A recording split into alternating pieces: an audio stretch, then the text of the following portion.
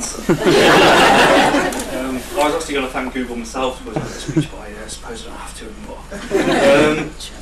Just a quick look round. I don't recognise too many faces, but for those of you who do know, my name's Ed. For those of you who don't, my name's also Ed. I've known Andrew now for about 15 years. When he sort of joined us at high school, he was a rather nervous, pale and sort of skinny-looking young boy. Looking at him in the church today, it's nice to see that some things don't change too much. It's obviously a great honour to be studying today. It's a very special day for everyone concerned. I think so far I'm sure you'll agree it's been fantastic.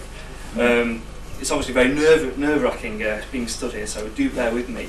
It's certainly not the first time today I've stood up from a warm seat with a piece of paper in my hand, and I dare say it's probably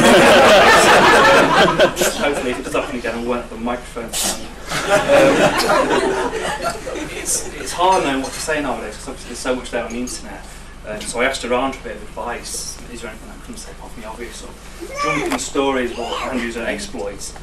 Somebody suggested, why don't you talk about maybe some historical events which have taken place on this day over the years? So I thought, maybe. So I logged online, wikipedia.com, and looked along, and there was nothing really very interesting. So I thought, I'll leave it there. So I had a quick word with Andrew. I said, look, I'm going to talk about you in the speech. Is there anything you really don't want me to say? And he said, and he talked to me for about half an hour. Really, all he can say now is that on this day in 1795, France, funnily enough, adopted the metre as the basic measurement of length. So if that's joining in a toast. There's one more, don't worry. Finally, the internet is a fantastic source of material. And it's also quite good for a best man speech apparently, so I did find a few nuggets of information. But it became clear after a while that not everything you read on the internet is necessarily true. One website I went on was www.andreweastwood. And there's a few things on here which I feel only sort of prudent to perhaps share. One of them was, and I quote, I also go regularly to the gym. And also, if anybody's feeling a bit weak at the knees later, maybe a bit too much alcohol, a bit too much food, bear in mind that Andrew's got a first aid award, which he picks up at school. So it's next to his 25 metre about. But the one which really sort of flabbergasted me, to be quite honest, and I don't really know what you were worried about, was this one. And again, I quote, I enjoyed taking part in extracurricular activities and played a major role in production which I had to act out in front of 300 people for 2 nights. I'm not too sure what that was. I don't really know what you were worried about prior to the speech, but I should have sought advice from yourself. But today has been fantastic, I'm sure everyone will agree. The weather's been fantastic, the service before was fantastic, the food's been great. Hopefully the nerves are slowly being washed away with all the champagne. I'm sure you'll be able to sort of just kick back and enjoy yourselves. But I did have a conversation with Andrew not that long ago, and he's obviously a bit nervous about the upcoming event. And I actually thought for a second he was close to sort of backing out. He was that nervous, but I reassured him, so look, once it gets going it'll be fine. I think once the stag do actually unfolded, he thoroughly enjoyed himself and all the nerves completely unjustified. But I'm sure that they weren't completely unjustified, because I'm sure anyone who's known Andrew for a certain amount of time will know that he's got somewhat intolerance for drinking. He's not the best at handling beer. Many people here would probably argue that he's not the worst in him. And by that I mean his dancing.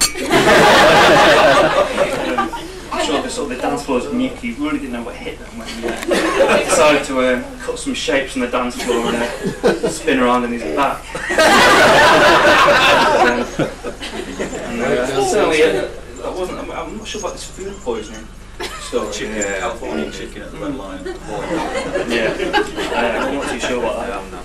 The actual the true story, as it were. Centurion. Yeah, there was a Centurion the night before. Anyone who doesn't know, that's a shot of beer every minute. Which he did, to be fair, until I think the 84th shot. 87. 87. Yeah. When he went to dash to the toilet just to, But the go-karting itself was a main event. That was on a Saturday, and that was the night after the Centurion. The day after the Centurion, sorry. So, needless to say, Andrew was a little bit worse for wear that day. And he actually sort of sent around an email maybe a few weeks beforehand with the actual ranking which he sort of perceived everybody to land. To be fair, he thought he would come out, what was it, 7th he saw? He predicted me last, and to be fair, I was last. But apart from that, I mean, we were going around quite well. Probably the qualifier, you came second. You were overtaking people with great gusto and verve, and you celebratory hand, clenched fist, and a few other sort of hand gestures. He whizzed past with a great sort of enthusiasm. So I thought, I'm not too happy about this. And my view from the back, he came second. He was second on the grid when we started. And about 10, 13, 15 laps into it, was it? I think the food poisoning really kicked in. We got given a red flag. But before we sort of started go-karting, we were given like a bit of a safety session. With a few hand signals. Obviously you can't hear anything when you've got the actual helmet on and the go-kart's going. So there's a few things such as, that meant double pedalling, you've got your foot on the accelerator on the brake. So when the red flag came about 10, 15 laps into it, I was a bit concerned. I thought, oh dear, I hope nobody's had a major accident, or hope Mike's not spun off one too many times and been taken off for his own sort of enjoyment. But when we sort of stood waiting while we tried to figure out what was going wrong, we sort of got this new hand gesture which seemed to sort of float along the queue, and it went something a bit like and I think for those of you that aren't too sort of familiar with how the hand signal, that basically means the stag was sick, threatening to be sick during the actual sort of race, and the next saw Andy was sort of on a solitary deck chair watching the rest of the race, and I personally took great sort of enjoyment from the I went past with similar hand gestures to which I saw before, and it wasn't the clenched fist. But it's only prudent for me to sort of move on to sort of more successful sports activities than anywhere. Finished. Oh yeah, Andrew finished first by he sort of took that second off. You finished second, yeah. No, you can't. He's the self-confessed saviour of the Sunday League. I'm not too sure if anybody would sort of care to back that up. I'm guessing not. But he's also quite a keen tennis player, believe it or not. But apparently his sort of skills at tennis aren't what they are at football, and there's often forfeits involved. So there's someone over there. Most recently, as I understand it, he's been known to be playing tennis in his underpants. A bit of a forfeit for not winning the actual game. And just a word of warning that Andrew's actually playing tennis on the ground tomorrow, so anyone who's actually staying over may want to have breakfast before having a walk on the ground, just in case they see something which is a bit unsightly. But as I said, I've known Andrew for sort of several years now. We went to Australia, doing a bit of travelling together. And naturally, when you're travelling, anyone who's been travelling knows it's like you end up in dorms and bunks, and you end up in share a bunk which is quite close knit. And it became quite clear after a while, having sort of shared a bunk with Andrew, that he's actually quite a big tosser. And a turner in his sleep, to say the least. And, I actually feared for the safety of the bunk at one point. It was shaking that much and twitching, I wasn't too sure what to expect. So on one occasion I jumped at the opportunity to sort of sleep in a bunk below somebody else, leaving Andrew to sit above somebody else. So I thought, fantastic, I'm good night's sleep now. And I did. The next morning, a Canadian girl who had the misfortune to be sleeping underneath Andrew approached me and said in a quite a concerned voice, and I won't do the Canadian accent, but she said, "Does your friend have epilepsy?" I was twitching into it. So I wasn't too sure what to say at first, so I said, "No, I've only just met him on the bus." But as I said, I won't laugh too much on it. Like I said, I've known Andrew now for many years, and he's a fantastic mate, so all the best for today. We never really have any disagreements about anything. Apart from, funnily enough, which one of us is most ginger. This has been going on forever, but I just wanted to have a quick show of hands. Those who think maybe Andrew is a bit more ginger than me, just raise your hands now. It's the hair gel. I've been saying that for years. Well, that settles that. But obviously over the years, Andrew found something very special, and he met Nina. On a chilly New Year's Eve, he found something to warm his frosty exterior. It certainly wasn't the hot nuts in the Cross Keys or the shop. He met Nina, of course. course, and their eyes met in the back room at the Lord Eldon. Anyone who knows how smoky it is in there knows what an achievement that is.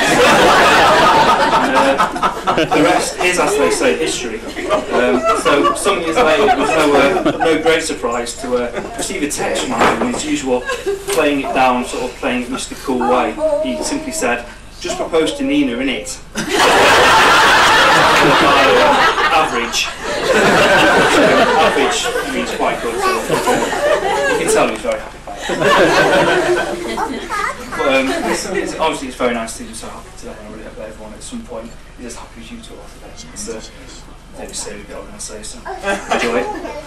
But there's a few definitions I looked on the internet when I was looking, so I feel it only sort of right to talk them out. In terms of marriage, one of the definitions I found even was when two people are under the influence of the most violent, most insane, most delusive and most transient of passions, they are required to swear that they will remain in that excited, abnormal and exhausting condition until death do them part. I thought that was quite good. And funnily enough, I actually went on urbandictionary.com, which is a lot more cynical than I came to talk about, and I won't go into some of the things I read out on there for obvious reasons. Definition of a husband, I'm not sure if you will agree with this, Nina. Someone who has your back when you need it, but knows when to get out of your way when he has to. Usually fixing things, keeping you warm, and that fuzzy, soft, happy feeling that he usually creates. So I certainly hope that's the case with Andrew. It's not. And just finally, one of the other ones, definition of wedding, from H. Simpson, the process of removing one's weeds from one's garden. So that's quite useful.